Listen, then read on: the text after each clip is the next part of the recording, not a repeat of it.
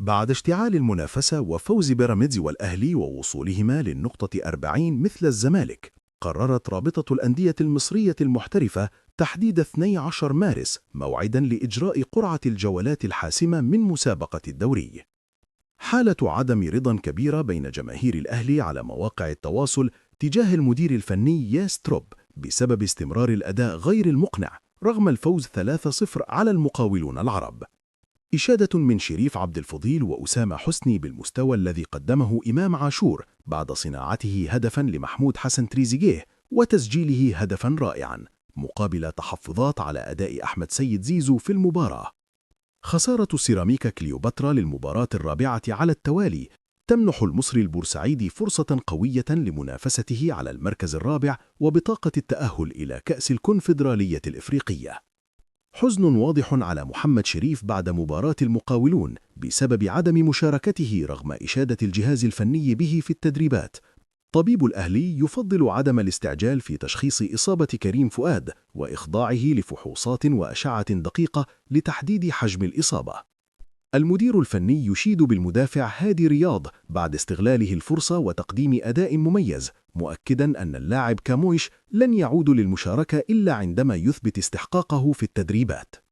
موقع سوفا سكور يمنح إمام عاشور أفضل تقييم في مباراة الأهلي والمقاولون بعد مساهمته في هدفين، يليه محمود حسن تريزيجيه، بينما حصل أحمد سيد زيزو على التقييم الأضعف بين لاعبي الفريق.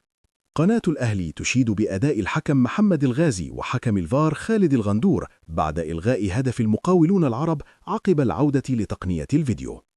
وصل حسين الشحات إلى الهدف رقم 69 بقميص الأهلي في جميع المسابقات ليصبح على بعد هدف واحد من معادلة رقم عبد الله السعيد. رفع إمام عاشور رصيده إلى 33 هدفاً بقميص الأهلي خلال 96 مباراة، إضافة إلى 21 تمريرة حاسمة ليصل إجمالي مساهماته إلى 54.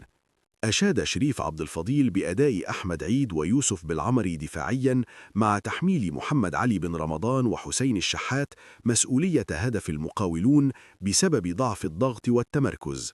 دافع بدر رجب عن أحمد سيد زيزو مؤكداً أنه لاعب موهوب لكنه يعاني من ضغوط كبيرة، كما أشاد كثيراً بمحمود حسن تريزيجيه ووصفه باللاعب الكبير صاحب الفارق الهجومي الواضح هذا الموسم.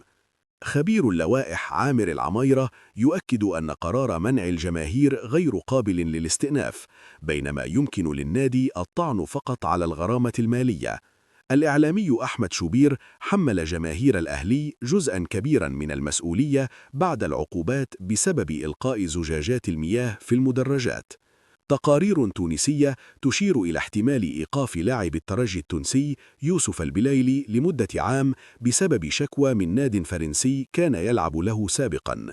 جماهير أهل طرابلس تشيد بالمستوى الذي يقدمه مصطفى شكشك المعار من إنبي وتلقبه بالمايسترو. محللون تونسيون يرون أن غياب جمهور الأهلي قد يمنح الترجي التونسي أفضلية نسبية، لكن التأهل سيظل معتمداً بالأساس على أداء اللاعبين داخل الملعب.